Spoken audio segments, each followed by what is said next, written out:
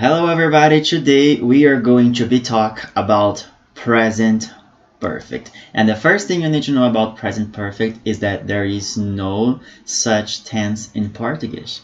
Hoje a gente vai falar sobre o presente perfeito e a primeira coisa que você precisa saber sobre ele é que não tem um tempo verbal desse em português. Learning present perfect. Então vamos aprender aqui com o present perfect. First thing, use, os usos dele. Ó. There is no tense related to Portuguese, which makes a little harder than the other tense, but not impossible. Então, como eu falei, não tem um tempo verbal no português para a gente se relacionar, o que torna um pouquinho mais difícil, mas não é impossível. Agora, em relação à gramática, grammar. It's important to understand the rules of the tense. It is needed the have and has auxiliary and participle verb. Então, a gente vai ver tudo isso. O auxiliar have e has e o verbo no particípio e também os usos dele, certo? Starting with uses, começando com os usos então. Ó. Ele tem dois usos principais. To talk about things that happened in the past and are still happening. Coisas que aconteceram no passado e ainda estão acontecendo. For example, I have been in Europe this summer. I have been in Europe this summer. Então, eu estive na Europa esse verão. E eu ainda estou na Europa. She has been tired, ou seja, ela esteve cansada. Não tem como a gente traduzir ao pé da letra tudo, né? É como se a gente fosse tentar, seria o eu tenho estado na Europa esse verão. Fica uma coisa meio quebrada. Não tem presente perfeito aqui, por isso se complica um pouco na hora da tradução. Mas o importante é saber qual que é o uso. Então, eu quero falar de uma coisa que aconteceu no passado e ainda é uma realidade no presente.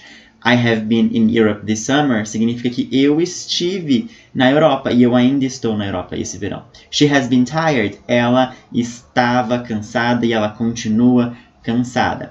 É importante fazer o paralelo com o past simple, que tem vídeo sobre ele. Né? O past simple é uma coisa que aconteceu no passado e ela já acabou no passado. E tem um passado simples no português, né? Por isso que é fácil, né? Então, tem essas duas diferenças. O present perfect é para quando é uma coisa que aconteceu no passado e ela acabou no passado. E também tem o segundo uso que a gente vai falar agora. Ó. Present perfect. To talk about things that happened in the past, but you don't want to say when. Então, olha só. Aconteceu no passado, mas eu não quero falar quando. Então, eu uso o past. Eu uso present perfect. You have lived in New York. You have lived in New York. Você morou em Nova York, né? Você viveu em Nova York. Aconteceu no passado e eu não quero dizer quando que isso aconteceu. Se eu tirasse o have daqui, né? Se eu dissesse you lived in New York, a frase estaria certa, mas eu tô usando o passado simples. E para usar passado simples, eu preciso de uma data, certo? Então, se eu estou dizendo quando uma coisa aconteceu, passado simples. Se eu não estou dizendo, present perfect. He has gone to school. Ele foi para a escola. Eu não quero dizer a hora que ele foi, quando que ele foi. Eu vou usar o present perfect. Se eu for falar a hora que ele foi, aí eu já não uso mais o present perfect. Eu uso o past simple, passado simples. Tem aula sobre o passado simples, então quem quiser dar uma relembrada, mas a gente vai ver ele vagamente. Ó. He has gone, tá no present perfect, porque eu não estou dizendo a hora. Mas se fosse no passado, qual que é o passado do verbo to go? O verbo to go é irregular, ele fica went. He went to school at 7 p.m. Ele foi para a escola às 7 da noite. Então, eu falei a hora, eu usei passado. Se eu não tivesse falado a hora, eu vou usar present perfect. As regras, né? Então, a gente já viu o uso e agora a gente vai ver a gramática. Então, recapitulando o uso, quando eu estou falando de uma coisa que aconteceu no passado e ainda está acontecendo, ainda é uma realidade, e quando estou falando de uma coisa que aconteceu no passado, só que eu não quero falar quando. Esses são os dois usos do present perfect. Sabendo quando que a gente vai usar, agora é hora de saber qual que é a estrutura, qual que é a gramática para a gente saber formular as frases. Então, vocês podem ter visto o padrão que todas aqui têm o have e o has. Have ou has. E também tem um verbo no particípio. O que é um verbo no particípio? Vamos por parte. Então, have ou has, a conjugação bastante simples, né? I have, you have, he has, she has, it has. We have e they have. Então, basicamente, todos é have com exceção de he, she, it. É essa a diferença de quando você usa have e quando você usa has. Has é só para he, she, it. Então, esse é o auxiliar e essa é a forma de se conjugar o auxiliar. Primeira parte da gramática, já foi, né? Então, eu vou usar have ou has, dependendo do sujeito. Se for I have. You have. He has. She has. It has. We have e they have. E também tem a forma abreviada, né? I've said. You've walked. He's lived. She's marched. It's sung. We've drunk. E they've shown. Aqui eu usei todos os verbos irregulares, né? Tá um pouquinho complicado. Mas não é tão complicado porque a maioria é verbo regular, só acrescenta ed. Mas voltando aqui à forma abreviada, você vai colocar o... Vai juntar, né? O have, você vai tirar o H e o A e vai juntar. Vai ficar have. A mesma coisa com you've. E o he, she e o it, você vai pegar o has e vai tirar o H e o A e fica his, she's, its. Que pode ser muito facilmente confundido com he is, she is ou it is. Então, sim, his, she's e its pode significar he is ou he has, she is ou she has, ou it is ou it has. Mas aqui a gente está falando de present perfect. Não é simple present do verbo to be, que também tem aula sobre isso. Forma curta. Agora, como que a gente usa particípio? O que é um verbo no particípio? No português, verbo no particípio, ele termina com ado, edo e ido. Então, a gente tem o verbo amar. Se eu quero falar no particípio, fica amado, beber, bebido, dormir, dormido. Então, no português tem essa terminação, ado, edo e ido, com exceção dos verbos irregulares, né? Por exemplo, escrever. A gente não fala escrevido, fala escrito. Abrir, aberto. Então, tem algumas coisas que são irregulares. E no inglês também tem regulares e irregulares. Começando pelos regulares, o que aqui termina com ado, ed e ido, em inglês vai seguir a mesma regra que o passado simples.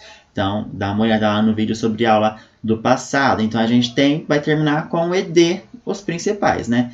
A regra geral terminar com ed. Por exemplo, walk, andar, walked, andado. Play é jogar, played, jogado. E os verbos terminados com e já não tem por que colocar outro e, você só vai colocar de. Like é gostar, liked, gostado. Move, moved. Então, esse é verbo no particípio. Você vai colocar ele com de ou com ed, ou com ied, caso ele termine com y, que é o exemplo de carry, carregar, carried, study, studied, plan, planned e stop, stopped. Aqui quando é consoante, vogal, consoante, consoante, vogal, consoante, eu dobro a última consoante, fica duas letrinhas dela, tá? Então, para verbos regulares, a gente tem essa regrinha do ed, do de ou do ied e de dobrar a última consoante. Para verbos irregulares, você tem que olhar na tabela e não tem como você saber.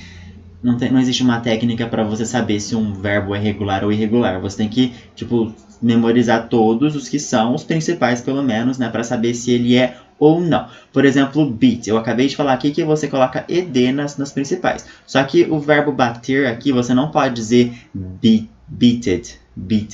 Porque o irregular dele é beaten. Então, eu vou anexar uma tabela para vocês terem e conseguirem responder os exercícios e colocar e usar o present perfect. Aqui tem várias tabelinhas. É sempre a terceira tabela, tá? Então aqui é o verbo na forma principal dele. É o verbo trazer, comprar, pegar. Aqui é no passado, né? Comprei, trago. E aqui é o verbo no passado. E aqui é o verbo no particípio, no passado do particípio, tá? Aqui vai ter alguns exemplos. Esse aqui é um ótimo exemplo de verbos irregulares. Todos aqui, nem todos, mas alguns são os irregulares. Por exemplo, aqui, I have said. Eu disse, ou eu tenho dito. é irregular. O verbo say, que é S-A-Y, verbo say, eu não coloco ed no final, ele é irregular. Agora, you have walked. You have walked é verbo regular. Eu andei. Walk, walked. Então, andar e andado. He has lived, verbo regular, terminou com eu, só coloquei o D. E she has marched. She has marched. Ela marchou, ela caminhou. Também é regular, só acrescentei ed. It has sung é irregular. O verbo sing, que é cantar. Se eu quero falar cantado no particípio do passado, eu falo sung. Mesma coisa com drink, que é beber. Se eu quero falar bebido, é drunk. E show, que é o verbo mostrar. Eu não vou falar showed, colocar ed. É shown. A gente afirmou tudo por enquanto, né? Agora vamos ver como que é negar para falar de uma coisa que aconteceu no passado. E só que agora eu vou negar, vou falar que não. I have not lied. Você vai basicamente colocar um not depois do auxiliar have ou has. I have not lied. You have not cried. Eu não menti. Você não chorou. He has not thought. Ele não pensou. She has not walked. Ela não andou. It has not lived. Ele não viveu. We have not loved. Nós não amamos. E they have not known. Eles não sabiam. Então, tudo no passado. Eu vou usar have ou has de acordo com o sujeito. Vou colocar o not. E depois o verbo, ele vai estar no particípio. Se for verbo regular, ed, ou d, ou ied. E se for verbo irregular, você vai olhar na tabelinha para saber. E tem a forma abreviada, né? Tem o have not, pode se transformar em haven't. E o has not pode se transformar em hasn't. I haven't lied. You haven't cried. He hasn't thought. She hasn't walked. It hasn't lived. We haven't loved. E they haven't known.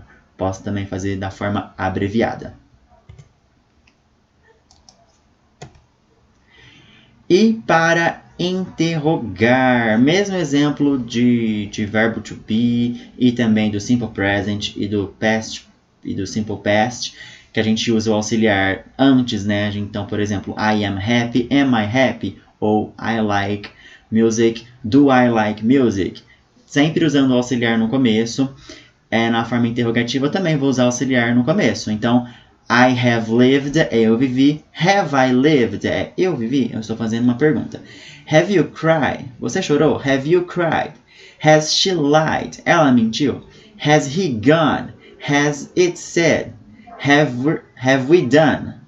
E have they told? Aqui também a maioria são verbos irregulares, né? Lived, regular, coloquei D. Cried, regular, tirei Y, coloquei IED. Lied é verbo regular, coloquei D, porque termina em E. Gone, verbo irregular, verbo to go vira gone. Said, verbo irregular, tem que olhar na tabela, say vira said. Done é o verbo to do, irregular vira done. E o verbo told é o verbo to tell, irregular, tem que olhar na tabela. E para a gente responder as perguntas, né? Então, por exemplo, aqui a gente tem a pergunta. Have you lived? Você viveu? Have you lived in Sertãozinho? Have you lived in Sertãozinho? Yes, I have. Ou no, I haven't. Have you cried? Você chorou? Yes, I have. Ou no, I haven't. E se eu perguntar, por exemplo, has she lied? Has she lied? Ela mentiu? Aí eu vou usar o yes, she has, ou no, she hasn't. Has he gone? Yes, he has, ou no, he hasn't. Sempre concordando com o sujeito da pergunta. Qualquer dúvida em relação ao uso ou à gramática do present perfect, pode me perguntar e eu te vejo na próxima aula.